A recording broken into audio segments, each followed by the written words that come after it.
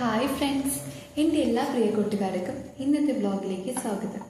ഇന്ന് ഞാൻ നിങ്ങൾക്ക് പരിചയപ്പെടുത്താൻ പോകുന്നത് നമുക്ക് ഏവർക്കും അറിയാവുന്ന എടക്കാട് ശ്രീ തിരുകുന്നുപ്പള്ളിക്കാവാണ്.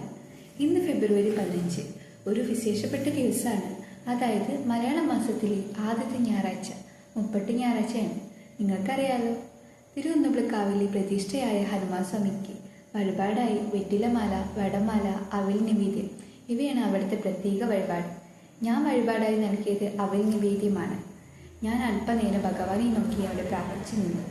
നീതിച്ച ശേഷം പ്രസാദം എനിക്കും തന്നു. അത് ഞാൻ വാങ്ങി വരുന്ന വഴിക്ക് എൻ്റെ സുഹൃത്തിനെ കണ്ടു, അവൾക്കും കൊടുത്തു.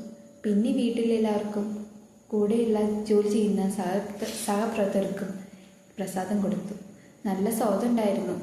അമ്പലത്തെ പ്രസാദം എല്ലാവർക്കും ഞാൻ നൽകുന്നു. ഇന്നത്തെ ദിവസം നല്ല സന്തോഷമുണ്ടാകട്ടെ എന്ന് ഞാൻ പ്രാർത്ഥിക്കുന്നു.